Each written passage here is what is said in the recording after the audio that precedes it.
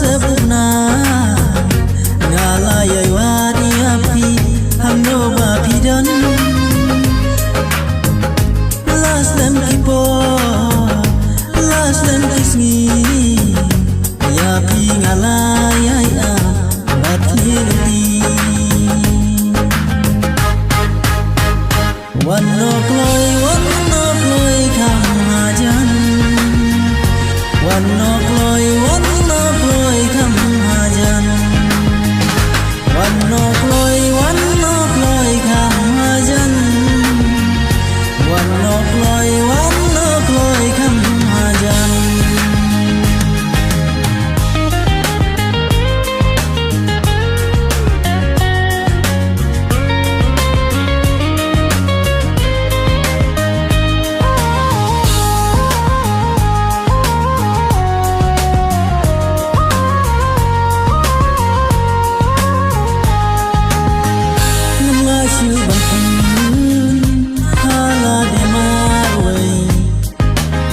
ngahaban tempau no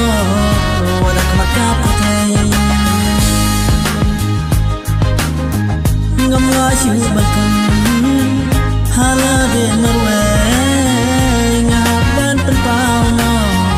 wadak makapatay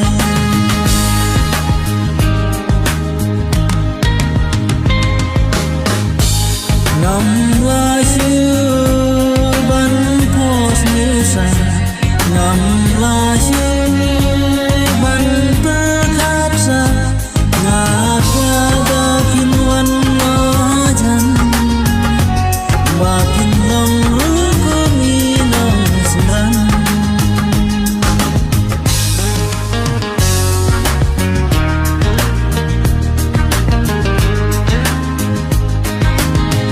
ngamlasyu ban kun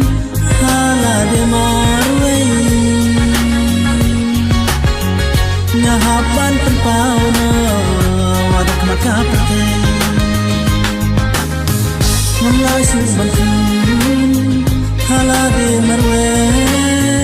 ngahaban tempau no wadak makapatay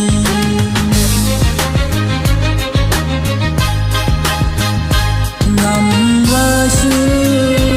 ban pos niusa ngamaru ban perkasa ngakwa bapinwan no hajan bapin long rukumi nong sembilan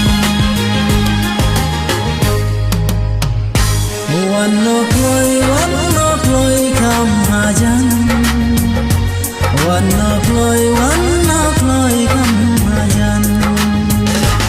one no